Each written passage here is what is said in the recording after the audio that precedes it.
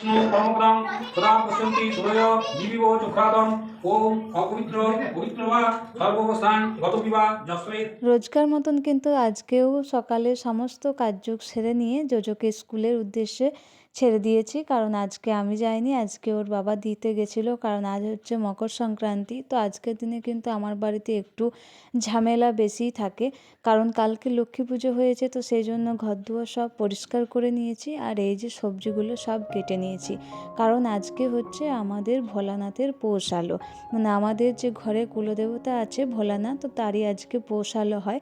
তো সেই জন্যই সকাল সকাল কিন্তু স্নানটা সেরে ঠাকুর ঘরের জোগাড়ের জন্য চলে এসেছি। তো আজকে কিন্তু রান্না হবে আলু ভাজা, বেগুন ভাজা, পোস্তর বড়া, চাটনি, পায়েস, খিচুড়ি। তো এই সকলগুলো করার জন্য কিন্তু অনেকটাই ভোরে উঠেছি, তারপর জোজোর স্কুল ছিল, তাকে টিফিন করে দেওয়া, তারপর কিন্তু এদিকে রান্নাবান্নায় লেগে পড়েছিলাম।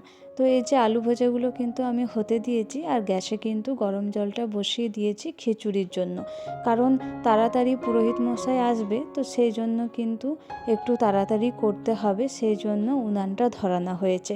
তো উনুনে খিচুড়িটা হবে আর বাকি সব রান্নাগুলো কিন্তু আমি এখানে গ্যাসের মধ্যেই করে নেব। তো আলু ভাজা হয়ে গেছে, বেগুন ভাজাও হচ্ছে, আর এদিকে আমি শিম ভাজাটাও দিয়ে দিয়েছি।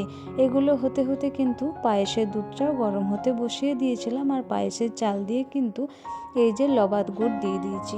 এই লবাদ গুড় দিয়ে কিন্তু পায়েসটা খেতে ভীষণ ভালো লাগে, তো সেই জন্য করে নিয়েছি। এদিকে আমার চাটনিটাও হচ্ছে আর এদিকে দেখো খিচুড়িও নাড়তে থাকছি। গরম জলের মধ্যে মুগের ডালটা ভালোভাবে ভেজে নিয়ে দিয়ে দিয়েছিলাম। মুগের ডালটা সেদ্ধ হলে কিন্তু গোবিন্দভোগ চালের খিচুড়ি হতে বেশিক্ষণ সময় লাগে না, তাই হয়ে যায়। আর মটরশুঁটি, আলু, গাজর এ সকল দিয়ে দিয়েছিলাম, আর দিয়েছিলাম আদা বাটা, লঙ্কা বাটা, নুন, হলুদ, এগুলো তো আছে। তো ভোগের রেডি আমি করে দিয়েছি, আর আমাদের যেহেতু জোড়া বিশ্বনাথ, সেই জন্য দু ঘরের বিশ্বনাথে সাজিয়েছিলাম আর মা কালী সাজিয়েছিলাম। তো এদিকে দেখো পুরোহিত কাকুও চলে এসছে, তো পুজোটা করিয়ে নিয়ে বাড়ি যাব। তো এই হচ্ছে আজকের দিনটা এইভাবেই কাটলো। তারপর কিন্তু কালকের পিঠে ভাজা করে নিয়েছিলাম শুকনো লঙ্কা আর জিরে দিয়ে।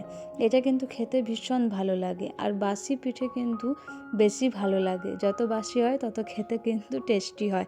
তো এটা তারপর কিন্তু চা দিয়ে খেয়ে নিয়েছিলাম, তারপর খিচুড়ি খাবো। তো তোমাদের কাদের এই পিঠে ভাজা আর চা খেতে ভালো লাগে অবশ্যই কিন্তু কমেন্ট করবে। টাটা।